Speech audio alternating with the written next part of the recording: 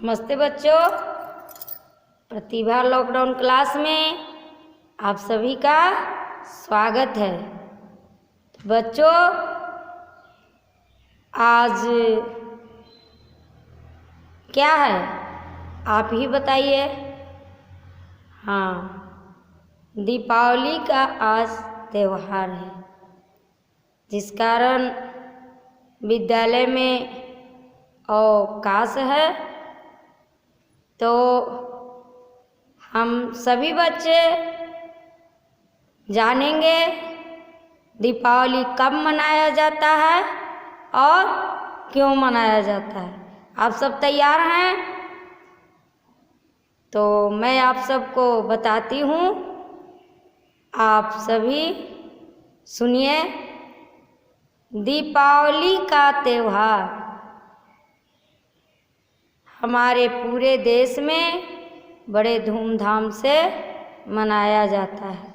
यह त्यौहार कार्तिक मास के अमावस्या तिथि को मनाया जाता है। बच्चों, मैं कई बार बता चुकी हूँ कि एक अंग्रेजी से हम माह का गिनती करते हैं और एक हिंदी से। तो हिंदुओं का त्यौहार जो है वह हिंदी माह से ही शुरू होता है। तो साल में 12 महीने होते हैं। हिंदी माह में भी साल में यानी एक वर्ष में 12 महीने होते हैं। हिंदी माह में माह की शुरुआत चैत्र मास से किया जाता है। अंग्रेजी माह में वर्ष के प्रथम माह जनवरी माह से शुरू होता है और दिसंबर माह का वर्ष का अंतिम माह होता है। और हिंदी में चैत्र मास से शुरू होता है और फाल्गुन माह साल के अंत में होता है। दीपावली का त्यौहार कार्तिक मास के अमावस्या तिथि के दिन मनाया जाता है। आप सभी समझ गए। एक माह में 2 पक्ष होते हैं, एक कृष्ण पक्ष, एक शुक्ल पक्ष। दोनों पक्ष में 15-15 दिन का होता है। हिंदी माह से कभी एकाध दिन एक साथ तिथि का हो जाता है, लेकिन 15-15 दिन का ही तिथि माह में पक्ष होते हैं। प्रतिपदा से शुरू होता है और 15वां दिन को अमावस्या कहते हैं। फिर प्रतिपदा से शुरू होगा और 15वां दिन जब माह का अंत दिन होगा उसको पूर्णिमा कहते हैं। आप सभी समझ गए कि दीपावली का त्यौहार कब मनाया जाता है, क्यों मनाया जाता है। तो बच्चों, हमारे यहाँ एक प्रचलित कथा है, या उसको कहिए कि प्राचीन काल में यानी त्रेता युग में भगवान राम का अवतार हुआ था। आप सभी जानते हैं कि भगवान राम को 14 वर्ष का वनवास दिया गया था।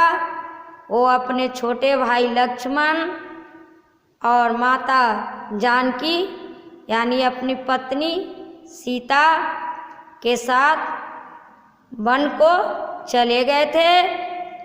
उसी वनवास काल में यानी वनवास के समय में वो अनेक राक्षसों का वध किए। रावण सीता माता जी का हरण कर ले गया था। कहाँ? लंका में। सीता माँ रावण के अशोक वाटिका में उसी अशोक वृक्ष के नीचे बैठी रहती थी। पुनः रामचंद्र जी के कहने के बाद भी सीता माँ को रावण नहीं लौटाया, जिसके कारण भगवान श्री राम को रावण के साथ युद्ध करना पड़ा, क्योंकि रावण सही रास्ते पे नहीं था। किसी भी नारी का हरण करना बहुत ही गलत बात है। वो तो माँ जानकी को हरण करके ले गया था। तो बच्चों, सीता माँ को लाने के लिए जब श्री राम भगवान युद्ध करते हैं और रावण का वध करते हैं, तो जिस दिन रावण का वध हुआ उस दिन दशहरा का त्यौहार मनाया जाता है। ये मैं अगले वीडियो में यूट्यूब चैनल पर डाली भी हूँ। अब दीपावली के बारे में सुनिए। भगवान राम पत्नी सहित और अपने छोटे भाई के सहित कार्तिक मास के अमावस्या तिथि को अयोध्या लौटे। 14 वर्ष वनवास पूरा करने के बाद उसी खुशी में, उसी आनंद में दीपावली का त्यौहार मनाया जाता है। अयोध्या वासियों को इतना खुशी हुआ कि हमारे श्री राम प्रभु आ रहे हैं, और उस दिन सारे नगर, पूरे अयोध्या नगर में दिया जलाया गया।